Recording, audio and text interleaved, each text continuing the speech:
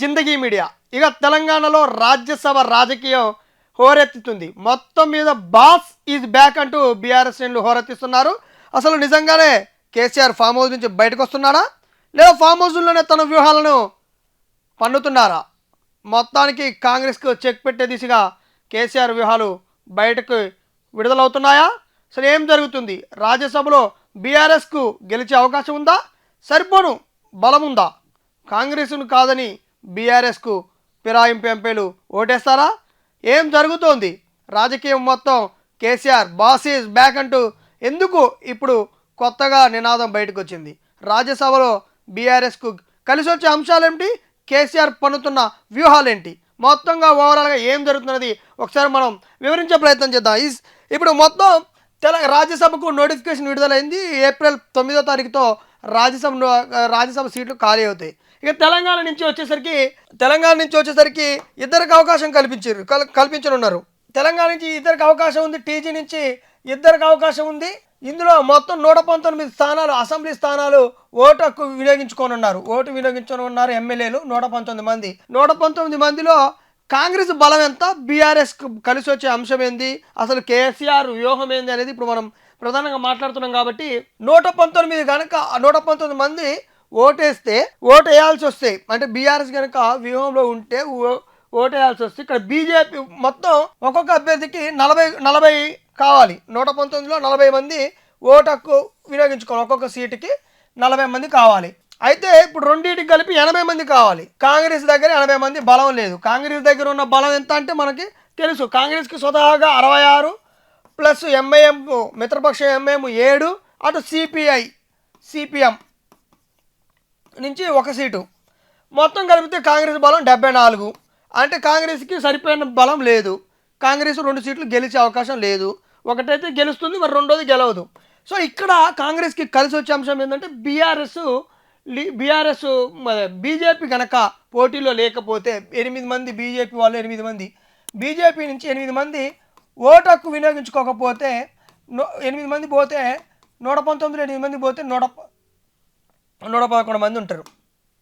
ఈ 111 మందిలో కాంగ్రెస్కి అప్పుడు ఓటుకు వచ్చేసరికి, కాంగ్రెస్కి ఓటు కావాలనేసరికి మొత్తం ఒక్కొక్క దానికి ఒక సీటుకి వచ్చేసరికి ఓటు వినియోగించుకోవాల్సిన వాళ్ళు 38 మెంబర్స్ ఉంటారు.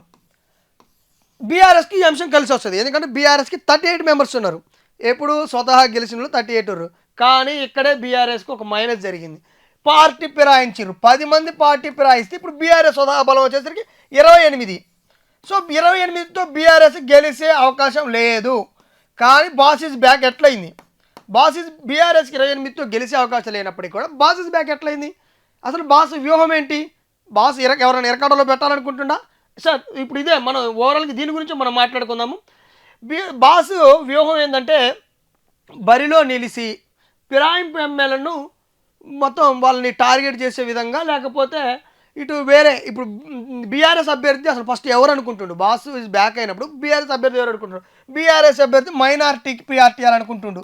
కేసీఆర్ కనుక పార్టీలో అంటే రాజ్యసభ రేసులో ఉంటే, బీఆర్ఎస్ రేసులో ఉంటే మైనారిటీ అభ్యర్థి, ఇప్పుడు బీఆర్ఎస్ నుంచి మైనారిటీ అభ్యర్థి వస్తాడు. మైనారిటీ అభ్యర్థిని పెడితే ఇక్కడ ఎంఐఎం మైనారిటీ కాబట్టి వాళ్ళకి సపోర్ట్ చేయాల్సి ఉంటుంది.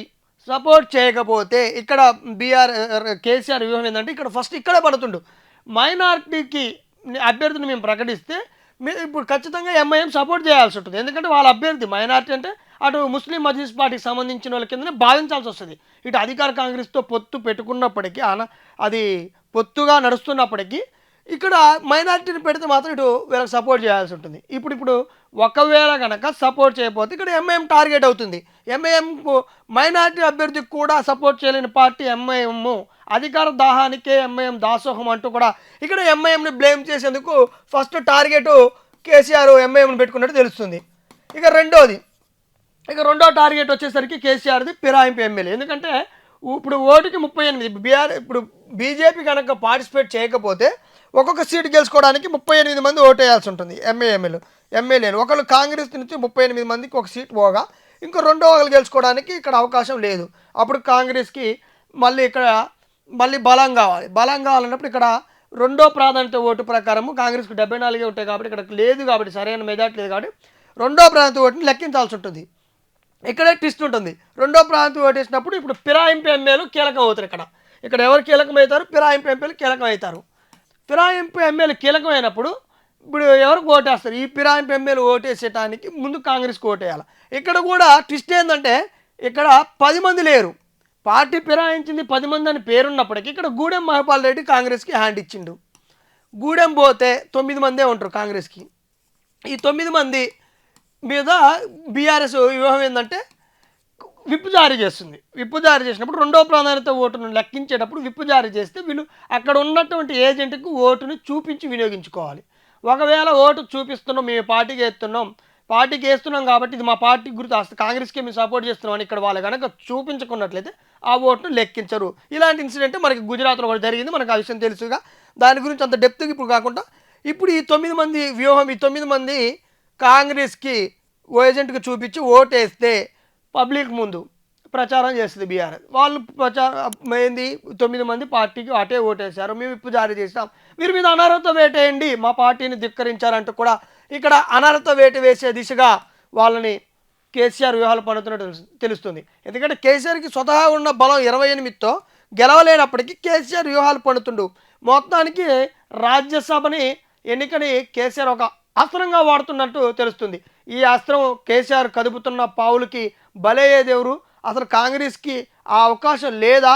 ఇప్పుడు ఎంఐఎం బీఆర్ఎస్ టార్గెటా, లేకపోతే ఇప్పుడు ఫిరాయించిన ఎమ్మెల్యేల మీద అనర్హతపడే విధంగా కేసీఆర్ వ్యూహాన్ని పడుతున్నాడా, లేకపోతే ఇక్కడే బీజేపీని కూడా పార్టీలో బీజేపీ కనుక ఓటింగ్లో లేకపోతే పార్టిసిపేట్ చేయకపోతే బీజేపీని కూడా టార్గెట్ చేసేకుంది. బడాబాయి చోటాబాయి అంటూ కూడా వాళ్ళకి సపోర్ట్ చేసే అవకాశం ఉన్నట్లు కేసీఆర్ అటు బీజేపీని కూడా బలి చేయడానికి రెడీగా ఉన్నట్టు తెలుస్తుంది. అందుకే బాస్ ఈజ్ బ్యాక్ అంటూ కొత్త వ్యూహంతో కేసీఆర్ అంటూ కూడా చర్చలు నడుస్తున్నాయి. మొత్తం బయటికి వస్తున్న ఊహగా నడుస్తుంది. మొత్తానికి ఓవరాల్గా కేసీఆర్ నిజంగానే కసరత్తు చేస్తున్నాడా, రాజ్యసభనే ఎన్నికలనే అదునుగా వాడుకుంటున్నారన్నది తెలియాల్సి ఉంది.